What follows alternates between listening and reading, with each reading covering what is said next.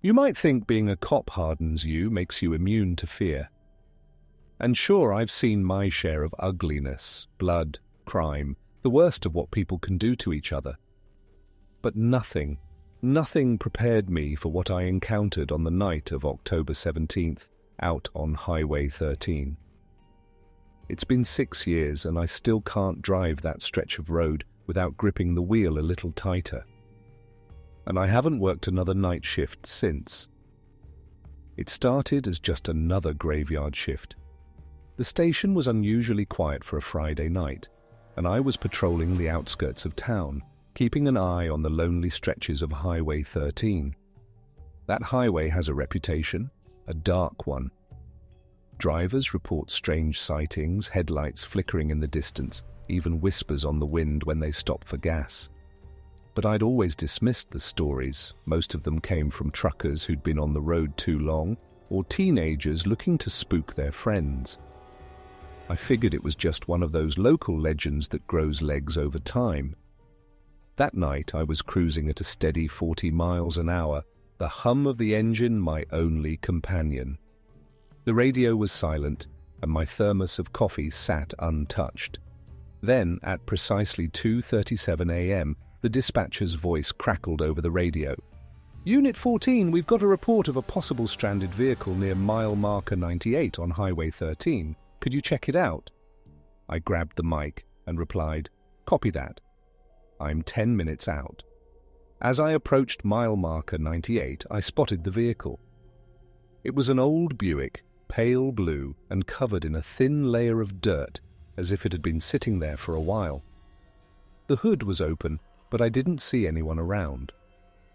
I parked behind it, switched on my spotlight, and stepped out.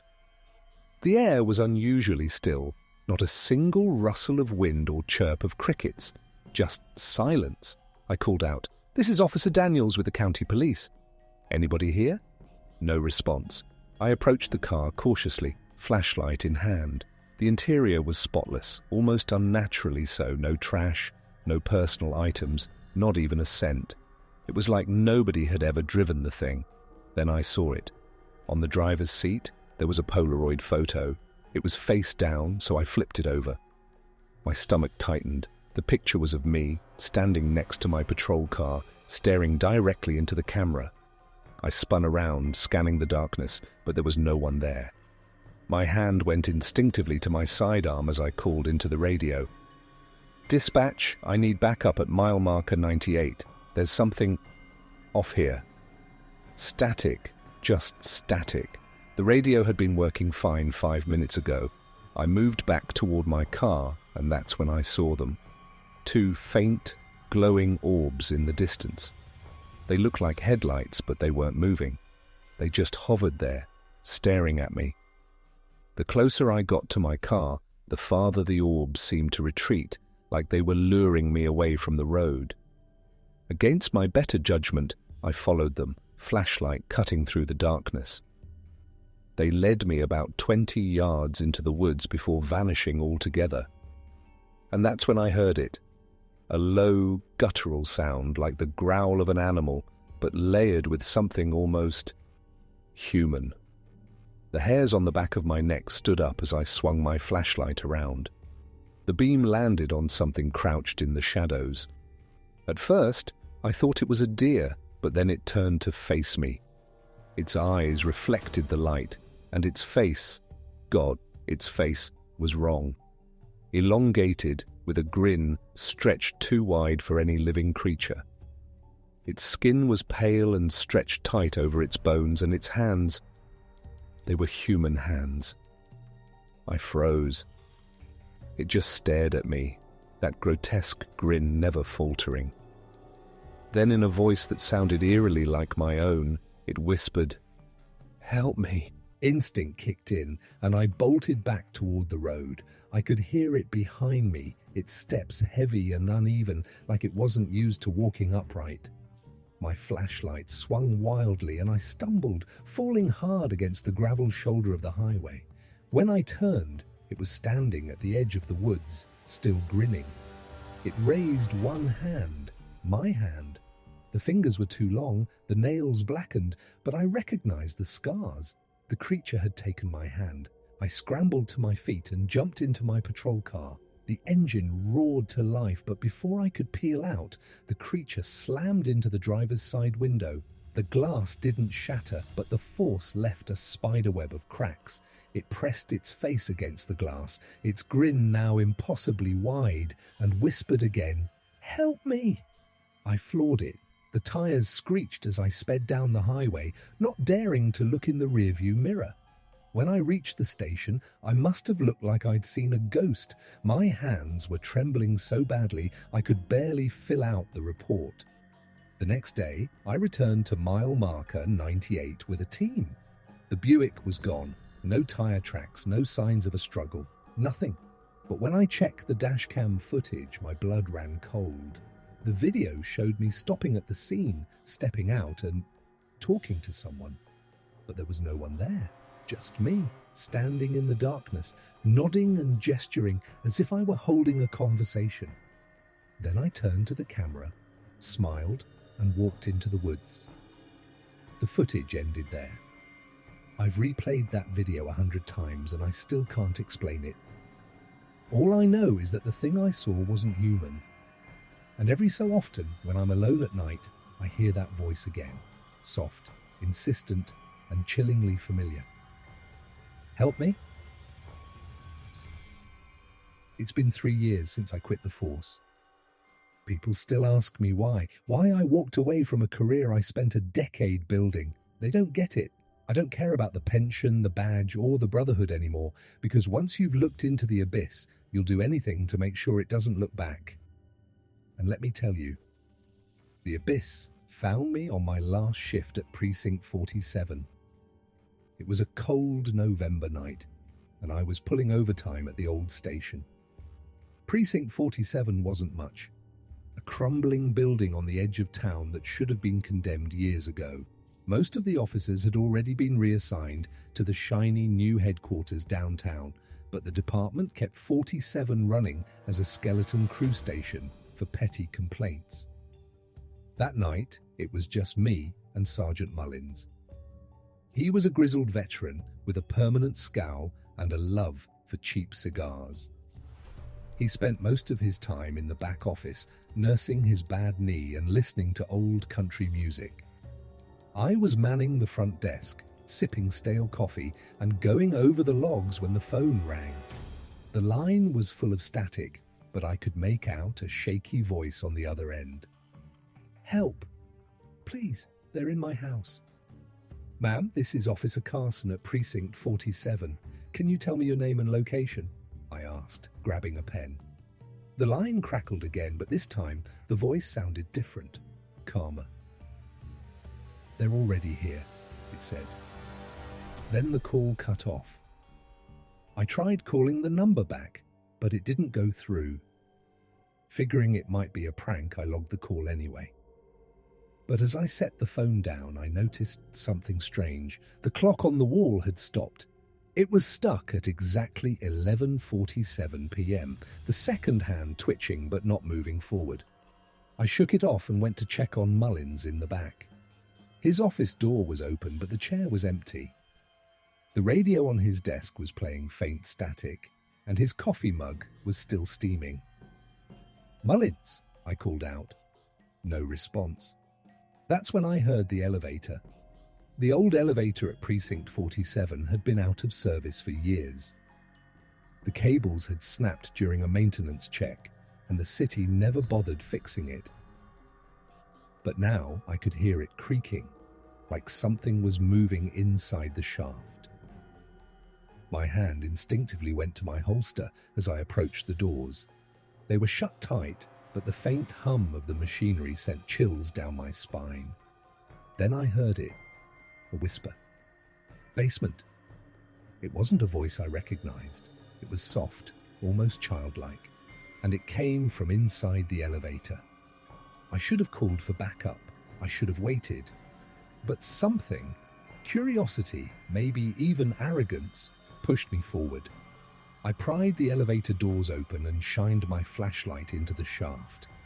The elevator car was at the basement level, the faint glow of its emergency light casting long shadows.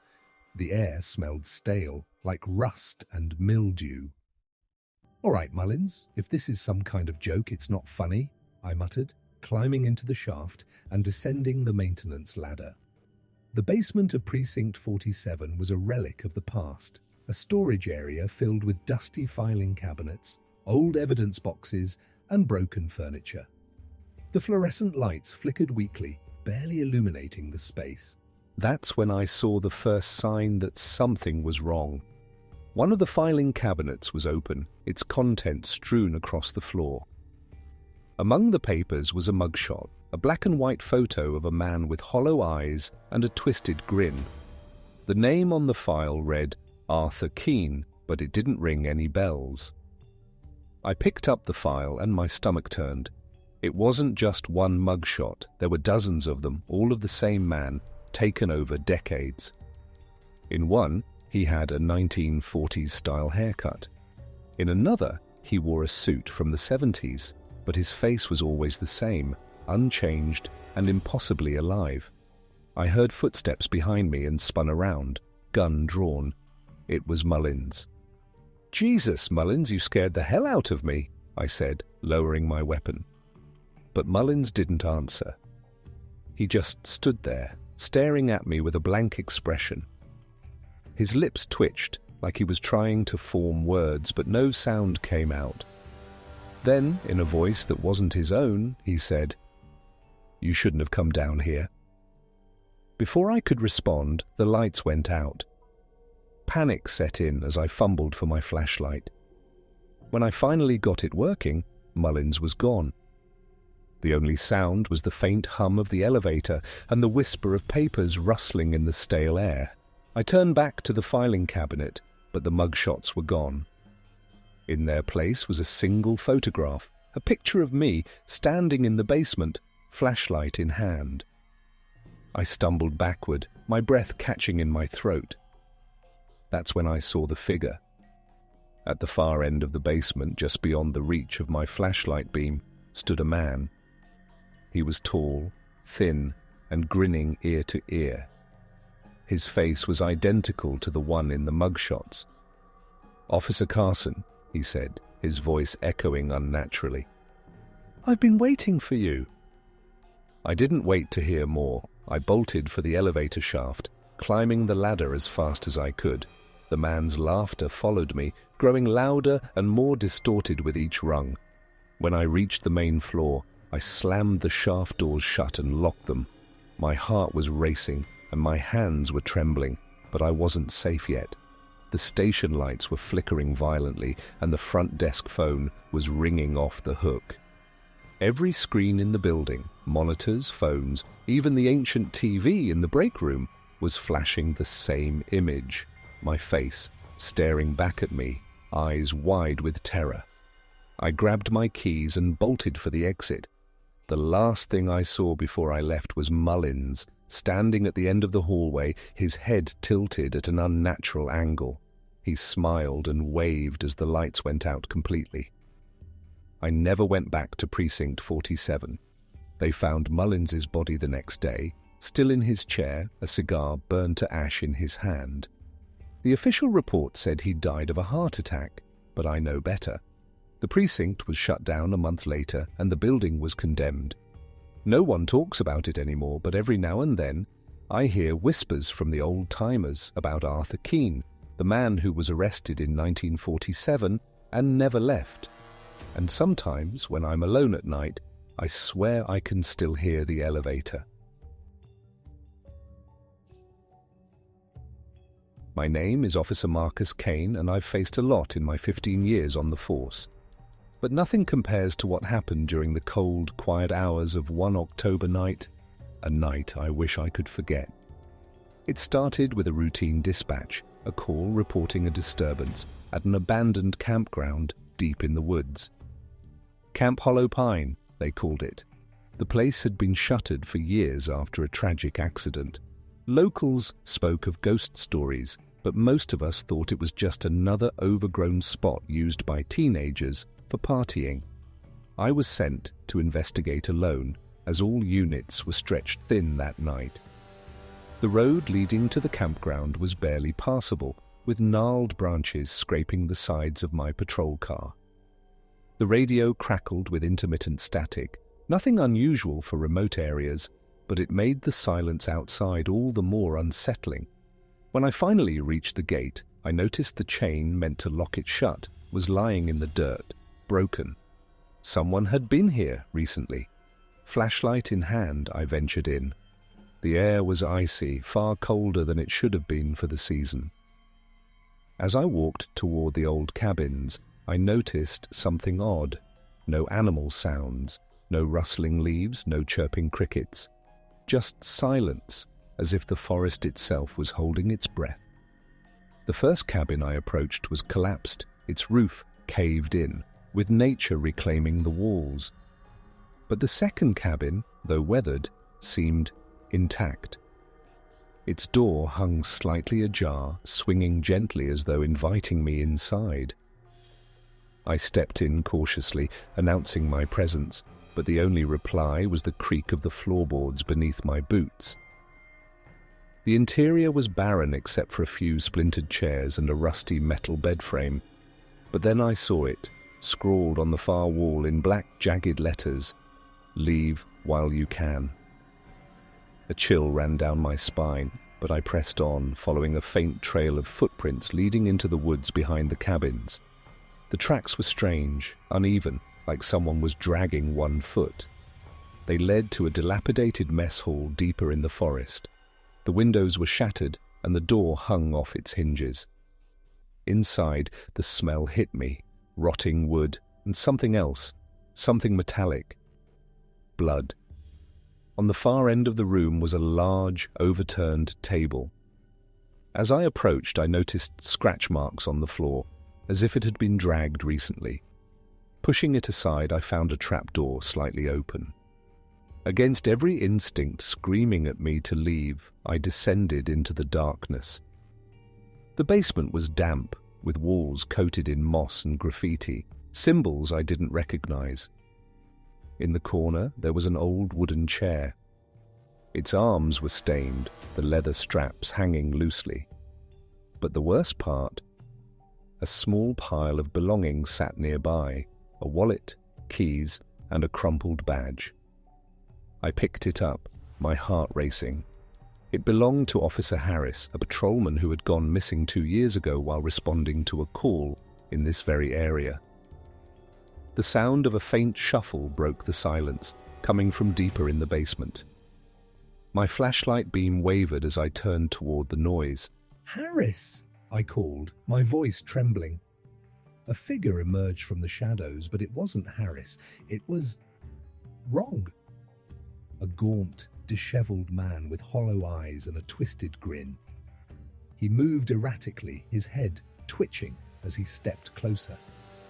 "You shouldn't have come," he rasped, his voice like gravel. I drew my weapon, ordering him to stop, but he only laughed, a deep, guttural sound that echoed unnaturally in the confined space. Suddenly, the lights in the basement flickered and went out, plunging me into total darkness. My flashlight flickered back to life just in time to see the man's face inches from mine. His eyes were impossibly black, and his grin stretched far too wide. Then the light died again, and the sound of heavy footsteps filled the room, circling me. I bolted back up the stairs, adrenaline taking over. As I reached the surface, I felt something graze my shoulder, a cold, claw-like touch. I didn't look back. I ran until I reached my car, my breaths ragged, my hands trembling as I fumbled with the keys. When I finally started the engine and sped away, I glanced in the rearview mirror. Standing at the edge of the forest was the man, his twisted grin illuminated by the car's taillights. I filed a report, but no one believed me. Harris's belongings were dismissed as misplaced evidence. The campground was declared off-limits, but I've heard whispers of others venturing there, only to disappear.